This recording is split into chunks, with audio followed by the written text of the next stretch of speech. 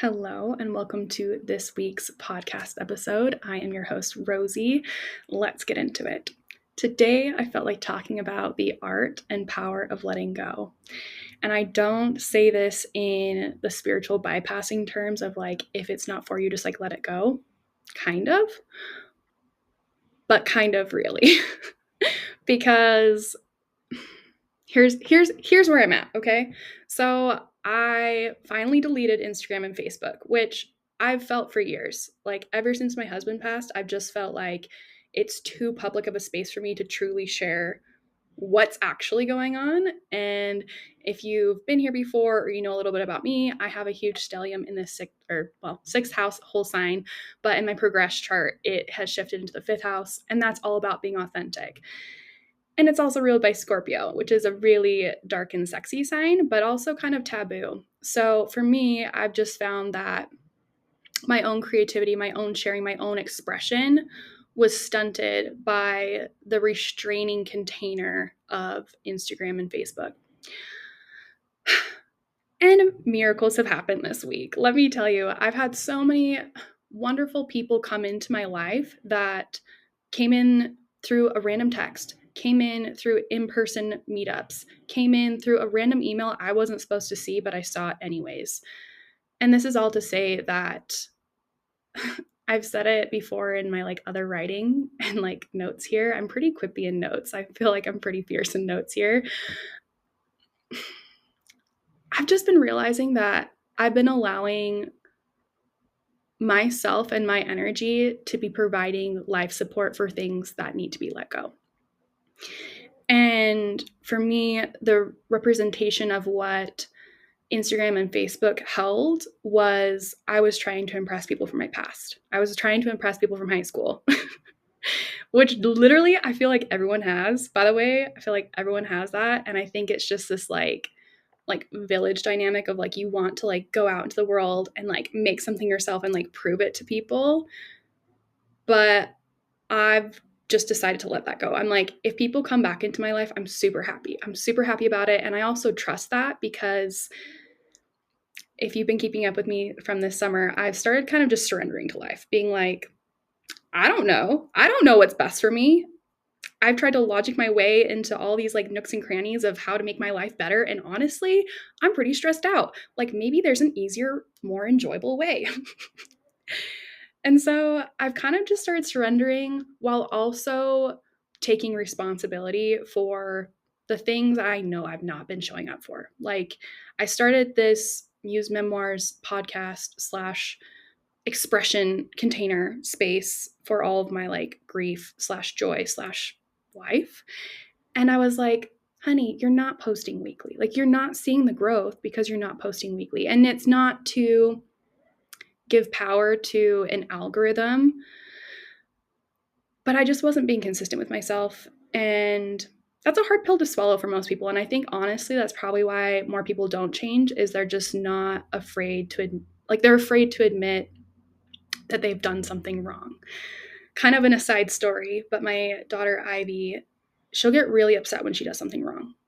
She has a great conscience.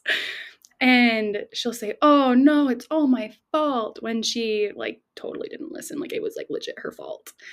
And instead of like trying to appease her now, it's been pointed out to me repeatedly that by my very supportive partner, that that's not going to help her overall. Like what's actually going to help her is recognizing that, you know what, she did mess up.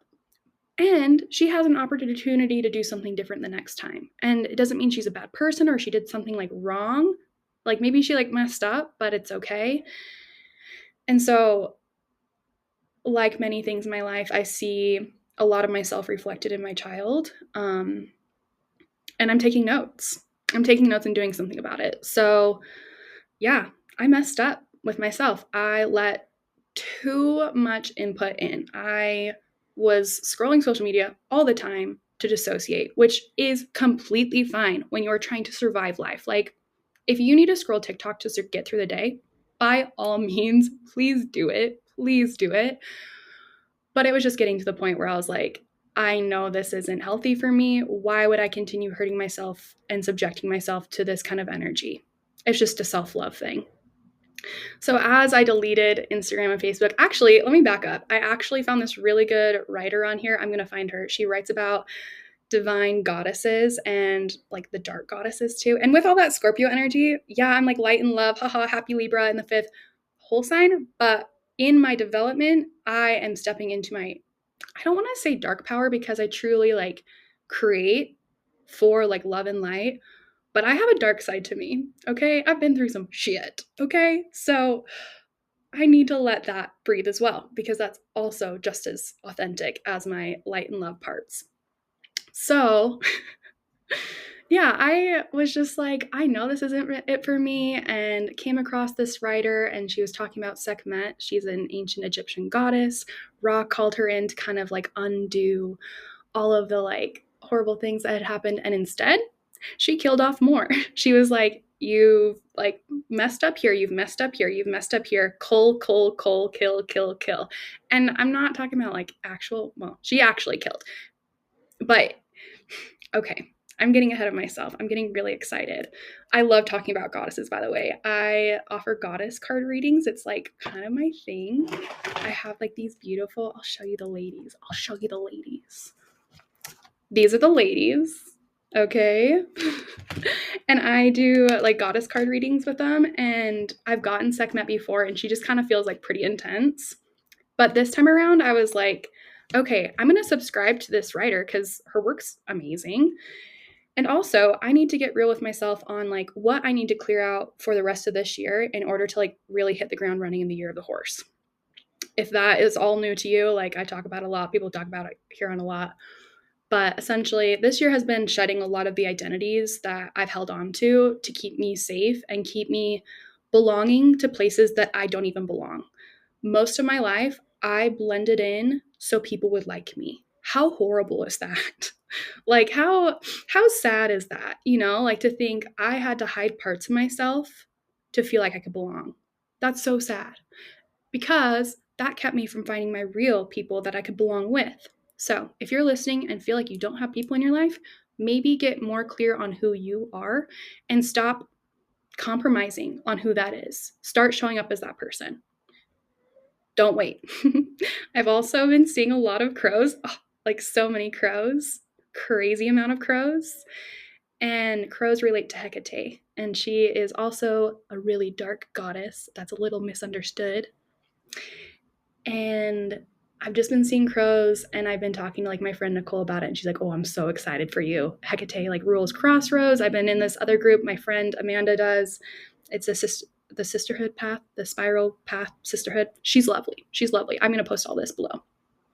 But anyways, I was just like seeing all these crows and just being like, Hecate doesn't light the path for you. She's, by the way, she's the goddess of like liminal spaces and like pathways. So essentially, Hecate is not going to reward you if you do not choose a path.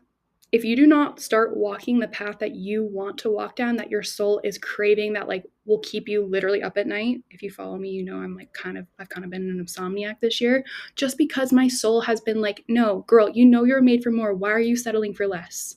And it's not like by deleting Facebook and Instagram, am deleting people from my life. I can't delete people. I don't have that power. Like, nor would I want to. Killing is like the worst thing you could ever do. But I had to cull. I was like, I want to see who I am without thinking other people could come back. It's been 5 years since my husband died. If someone wanted to say something to me, they could have mustered the bravery to approach me. It's been 5 years. And so I was letting that go. And I felt nervous. Nervous as fuck. But I also like knew. I was like, if I never jump, I'll never know. Like I will replace jump with a better word. If I never leap, I will never know. If I don't honor this intuitive ping that I keep getting over and over nearly every day, annoyingly talking to my boyfriend about it nearly every day, why don't I just do it already? And let me tell you, when you actually choose to do the thing you know you need to do, magic happens. And here's what I mean. I got texts from random people, okay? Random people. Like actual random person I didn't even know. Random person I met in Hawaii where I felt like the energy was weird. He texted me. I was like, energy is so real. And whether that's like cleaning out your closet or cleaning out who you are following too. Like, I don't think these platforms are bad. I just know they're not for me. No hate for people who like grow their businesses and all that. I just, with my nervous system and my level of authenticity I want to bring to the world, wasn't for me. Wasn't. And maybe going back to it, like, no. I was going to say, like, maybe going back to it, I'd be able to find like more resonant people, and maybe I will. Like, I can decide that later. But basically, I had to finally honor this pull to delete Instagram and Facebook. And what has come from that has been a lot of people celebrating me because, like, I talked to my former travel nanny who has since moved away, and she was one who texted me too, and she's a Gemini rising, and so we like kind of connect in that way a lot. Like, Geminis are quite energetic. If you know, you know. And I think it's also because Gemini relates to like hands and like inputting energy. Like, they're just very they're mercurial. They're literally ruled by Mercury. But she texted me and I was like, this is so funny that she picked up on this. And she's like, I want to like talk, and like, how are you? And like, by the way, here's my update. I'm like, oh my gosh, this feels so good. And we FaceTimed her yesterday, like in real life. I didn't like know her updates. I didn't know she got a new boyfriend. She's been wanting a boyfriend for so long, you guys. I'm so happy for her. She's so happy. I'm so happy. But it's like, I didn't want to see that on Instagram. I wanted to hear it from her, you know? I wanted to hear it in her voice. I actually wanted to hear like how it felt to like be a mom to cats and have this new love enter her life. And yeah, stopping the constant scroll has like truly, I did like a slow fade of Instagram. I kind of posted to everyone, gave an opportunity like, hey, I'm kind of finding Substack to be hella awesome. And I'm gonna live there now. If you want to like keep up with me, like, please go with me there. Or like, number hasn't changed since high school. I've had the same number my whole life, okay? I've just felt like I've been able to sink into my life. And I think we all deserve that.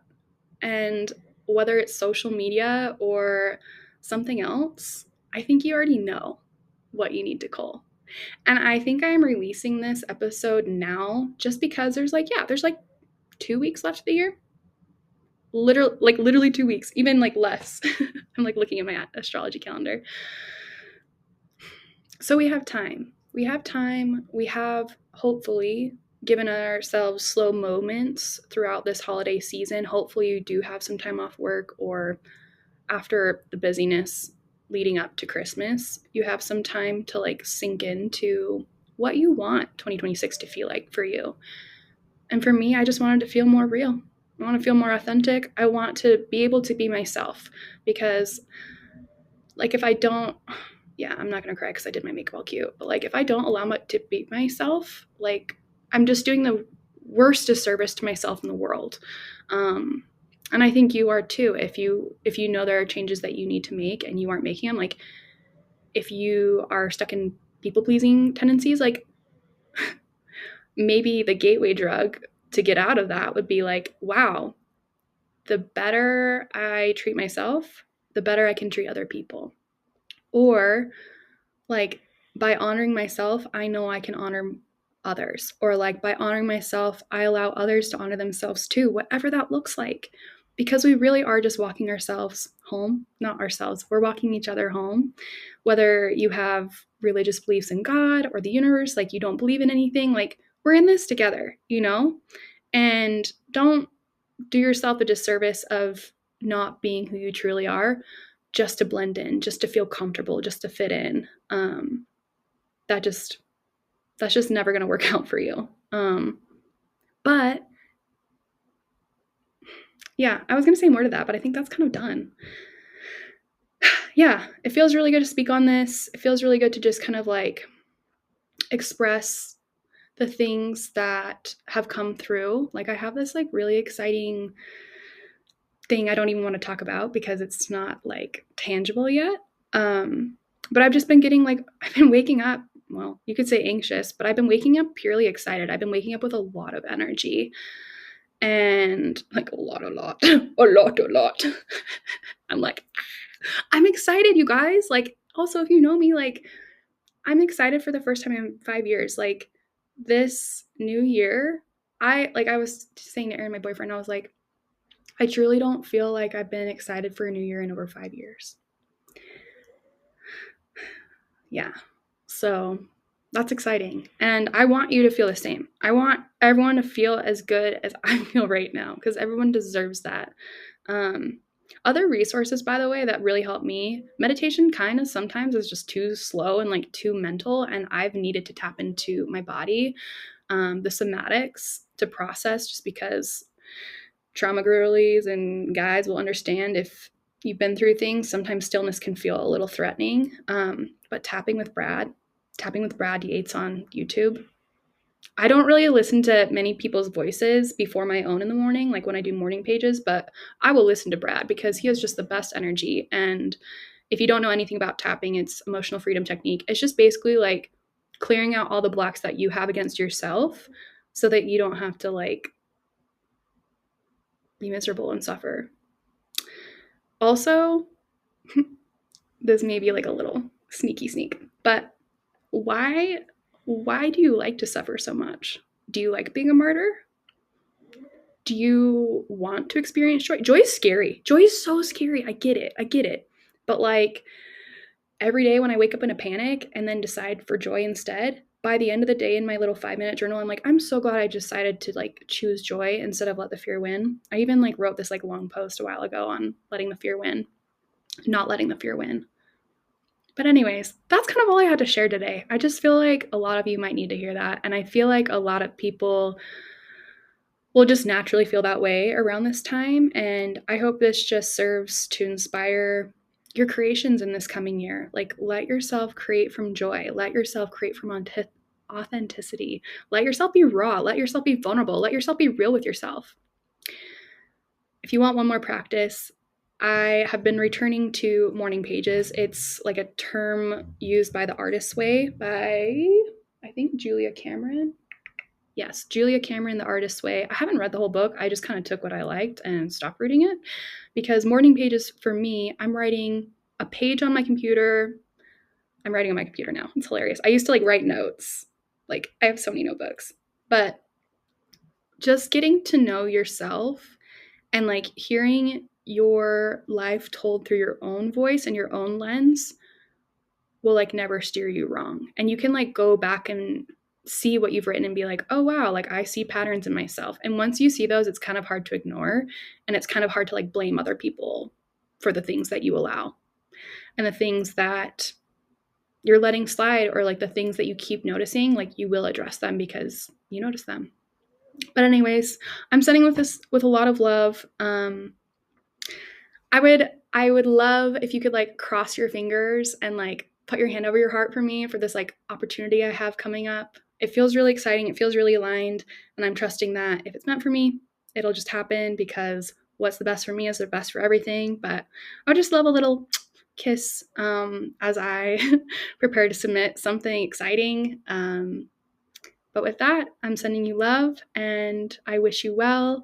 I'm planning on posting through the holiday season. I also have my daughter at home and she will take priority. So if you don't hear from me, I lie. No, you will hear from me because this is a commitment to myself. I'm posting every week. Anyways, I love you. I hope you have a great day. Love you.